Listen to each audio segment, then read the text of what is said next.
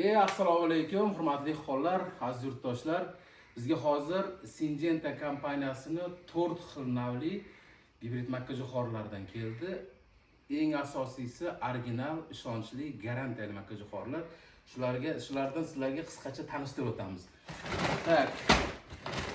Bu birinchisi bilan ikkinchisi Syngenta kompaniyasini Gidro navli va Feruza navli makkajo'xorisi.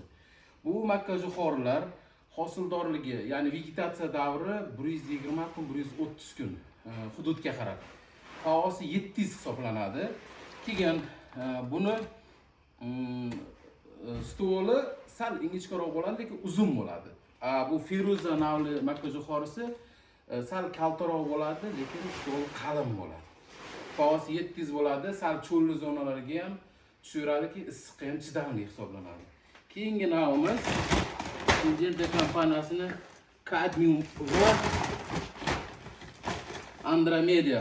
Bu makkajo'xorilar faosi 500 hisoblanadi.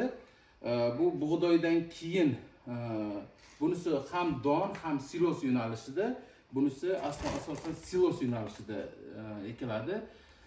Buni ya'ni silosga ekkanda bug'doydan keyin 50-60 tonna massa beradi. Bu ham donga, ham silosga ham ishlataveriladi.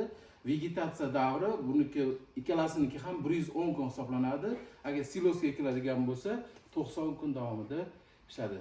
Agar kimga kerak bo'ladigan bo'lsa, pastda raqamlar qoldiramiz. Bemalol bizga aloqaga chiqingizlar. Reklama respublika bo'yicha ham dastlabki xizmatlarimiz bor. Faqat bozorda hozir Qo'shtirnoq ichidagi urug'chilar ham ko'payib ketgan. Buni sizlarga misolcha qalbakilar ham ko'payib ketgan. Adinkama bir xil kopiya qilib ishlab chiqarilgan. Buni sizlarga bizni manzilimizga kelsalaringiz farqlarini tushuntirib beramiz. Original bilan qalbakisini. Manzilimiz Toshkent shahri, Qo'yliq dehqon bozori, 34-do'kon. E'tiborlaringiz uchun rahmat. Kanalimizga obuna bo'linglar, sog' bo'linglar, salomat bo'linglar.